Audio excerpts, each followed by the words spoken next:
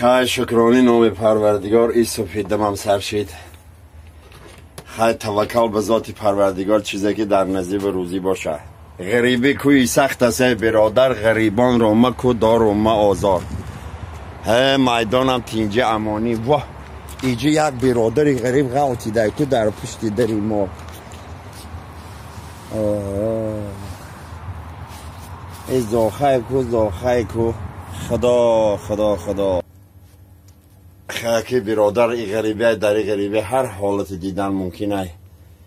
بچه کم بغل یگان لحظه دیگه هم نمیرامدم خنکی ده میمر.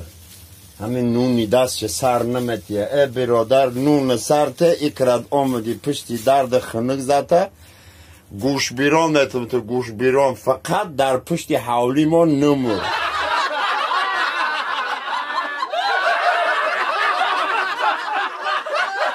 навор сохта шудагии бо дастгирии сайти 1xbet дар инҷа коэффициентҳои зиёд ва бонусҳои гуногуна меёбем ки силкаш дар комментария.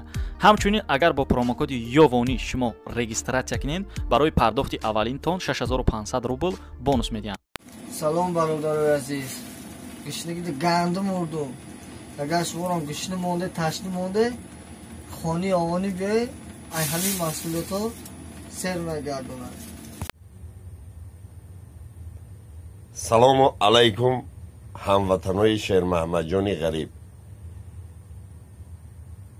یک قصه پیشنهاد شما میکنیم. کسی در پسند آمد مرا سوال میکنن چی با انیکدوت کم شده. وقتی مهربانی نیست ای کجا صدا میروید.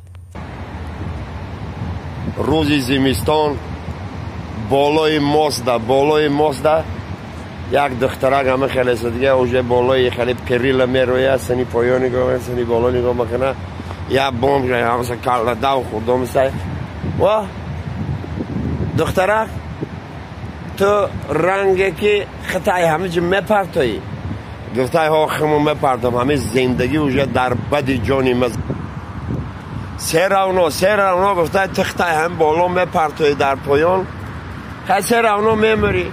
من چندین سالاشی سکس نکردم. علاج باشه بیا خیلی سکس کریم با خط پرتاخی.